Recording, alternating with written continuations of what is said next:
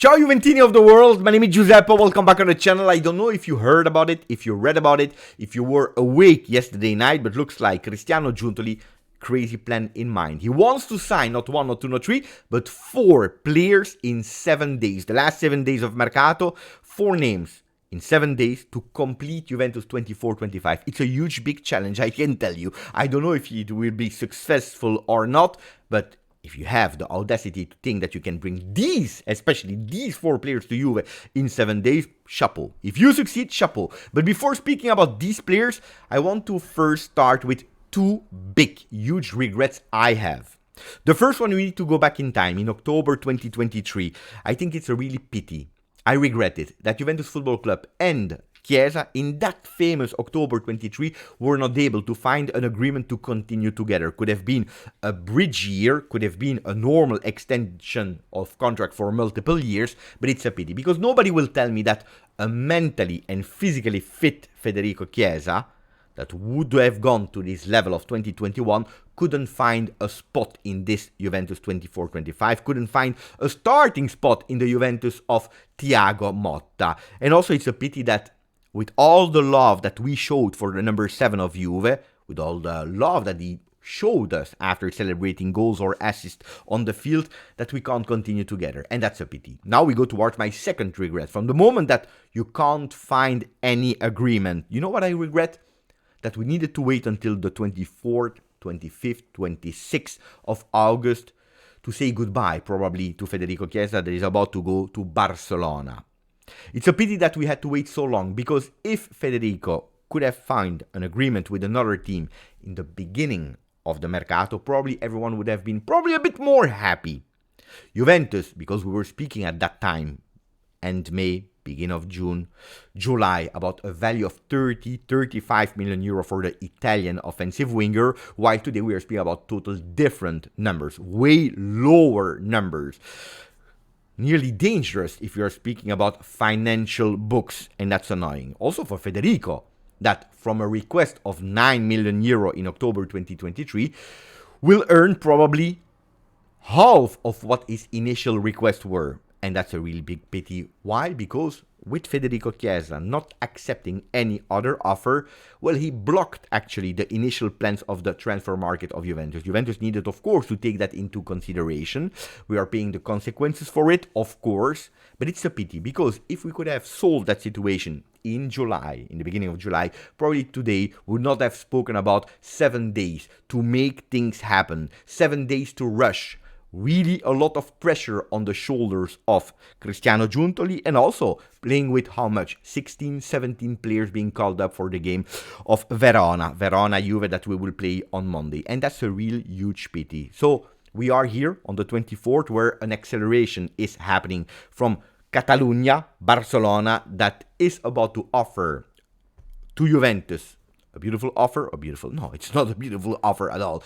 It's a really minimal offer, but also in terms of contract to Chiesa. Federico Chiesa is getting closer to Barca from Juventus, reported by Nico Schira. This night, agreement in principle between the winger and Barcelona for a contract until 2027. Not even a really long one. 4 million per year, salary plus 2 of bonus. Barcelona are ready to offer to Juventus 10 plus 3. 10 plus 3 is a minus valenza. It's the opposite of plus valenza, because in our books, Juventus Football Club is actually writing Chiesa for a value of 14 and something. So if you accept 10 plus 3, you have a minus valenza of minimum 1 million euro if you reach the bonuses. Otherwise, it's even worse, can go with a minus valenza of 4 million euro, which is a disaster. Then, of course, the impact of having Chiesa in your team, paying the value, plus the salary, you go towards 24-25 million euro in book year 24-25. Well, on that one, you are saving salary, and you maybe can finally unlock your continuum of Mercato. And that's where today things are accelerating. Corriere dello Sport, Juve 4 colpi in 7 giorni. Juventus 4 players in 7 days. Who are they speaking about? Well, we will come back on them. But first of all, these players are still not there. At today, on Saturday the 24th, we need first to speak about the other players that are leaving, because Juventus need to make space for these players. If you want to succeed, you need to sell. And if we just spoke about Federico Chiesa, the other ones are Miretti, for example. Miretti that is already in Genoa doing or about to do the medical test. We saw the first pictures of Fabio with a short of Genoa, alone, without option, without obligation, without any benefit in terms of long term for Genoa, because after that year he will come back. Thiago Motta, Giuntoli, they all believe that Fabio is the future of Juve, but needed a bit of playing time. What Juventus couldn't promise him this year with all the players that we actually have in our midfield. It's a request from the player himself.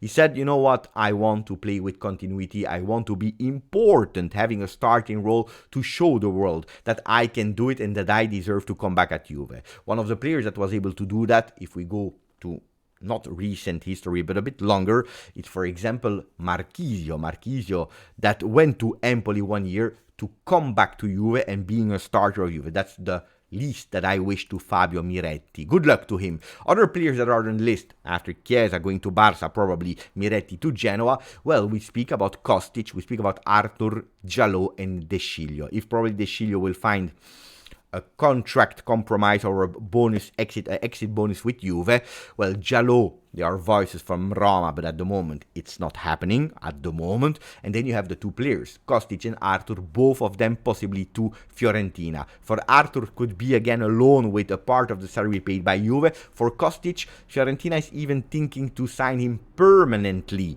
for a cost around 6-7 million euro for Juve, and then thinking to make a longer contract so that they can actually lower a bit his salary so that he's entering the parameters. If Juventus is able to do in 7 days all these different deals, well, that's the moment where Juventus can start to go a bit more full power on the mercato, because Gazzetta is telling us, Juve, 3 ali in 7 giorni. 3 wingers in 7 days. Nico Gonzalez, Jadon Sancho, Francisco Conceição. Then, according to me, it's a lot, It's really a lot if Juventus go for all these players. Looks like we are at the details for Nico Gonzalez. Conceição from Portugal is pushing to join Juve, and Sancho will be a gong signature. What is the gong signature? Is before that end, on the 30th of August, before you hear boom, that it's over, well, going at the limit and having Sancho at Juventus. A tryst for Thiago Motta. It's huge, I would always have believed Cope Manners, a center defender, and then we go for 2 offensive wingers, especially if we know that we have Kenan Yildiz, Bangula, Wea in the team. 2 are really more than enough. I was thinking, if you go with 3, what are the plans? Then we start to thinking about what are the real plans of Juventus. Where will you put these players? But looks like, if you're really believing and listening to the journalists, that the 3 names could potentially join Juventus. Nico Gonzalez is the first one, where apparently, if we are listening at what happened yesterday, we are really at the details. 32 plus 5 is the last offer from Juve to Fiorentina. Fiorentina is asking a bit more, but today could be the day of the Argentinian player to go from Firenze to Juve. And then they will try for Conceição, loan with an option to buy, maybe also a loan with an option to buy for Jadon Sancho, with a part of the salary for that first year paid by the Reds. Looks like all the discussions are going okay. Will it be one of the 2 remaining? Will it be the both of them? We will need to discover. And when we see that we will have possibly all these players in Juventus, so all these wingers, Yildiz, Wea, Bangula, Nico Gonzalez, Conceição, Sancho, then we need to think where we will play them. And that's where I'm going towards. If Giuntoli is not bringing that icing on the cake, the cherry on the cake of being the vice Vlahovic, a new vice Vlahovic, a la Kalimundo, for example, well, pay attention, because Wea could be in some games the vice Vlahovic. I know that we still have Milik. I know that Milik will not go anyway. But if you have not 2, but possibly 3 players that are ready to play for a starting spot there on top of the attack, with, of course, Vlahovic being the starter, the number 1, or the number 9, if we want to say it like that, it's not even bad. Milik is a player that I consider useful for this Juventus, especially for the way of playing of Thiago Motta. But of course, if you have a Milik that is at the moment still not 100% fit, you need to find a solution. Yildiz can play possibly in some games as a number 10, so pay attention, and then you finish with a Sancho Conceição, with a Nico Gonzalez and Yildiz on the wings. Sometimes Bangula can play there as well on the wings. And we will also reinforce the next gen. Next gen that yesterday, for their starting game in Serie C were not really great, honestly. They were at a certain moment losing 4-1 with the opponents that were actually with 10 men after a red card. They came back in the last minute to a 4-3. Montero will have a lot of difficulties in that beginning of the season. But Juve è l'ora di Nico. Juventus is the moment of Nico. Will we see him today? Big question. Today, tomorrow, before the weekend. Nico Gonzalez, the first one. Tell me who you want after Nico Gonzalez. Is it another winger, or do you want that attacking midfielder that has been promised since now a year? We're speaking about Cope Manners. Well, what about Cope Manners? Then that's to finish the video. McKennie. He signed yesterday officially his extension until 2026. We know it started out of the project actually last year. He convinced and he deserved Thiago Motta. He convinced and he deserved to be called up in that first team. If we are listening to Giuntoli, if we are listening to Thiago Motta, and he will be a first team player also for season 24-25. Congratulations to Weston. Nothing is lost. If you show that you want, if you show that you can do it, well, sometimes you are rewarded for that. But the big one is Miretti to Genoa. Because don't tell me that without having an agreement with Atalanta for Cope Manners, you let Miretti go just like that. It is, according to me, impossible. If Miretti has the green light to go to Genoa today, it means that you already have that agreement, not only with the player Cope Manners since really long now, but also with the club Atalanta.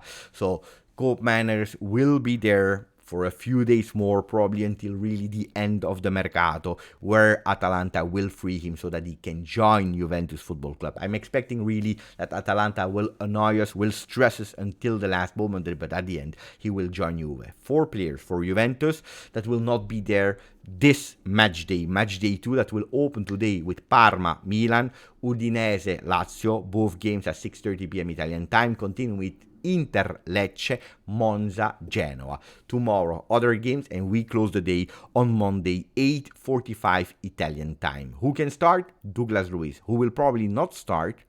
Danilo. And on Danilo, who will come back or this night or tomorrow with more in-depth analysis, because pay attention. Pay attention. Ciao Juventini of the world. Grazie, forza. Juve.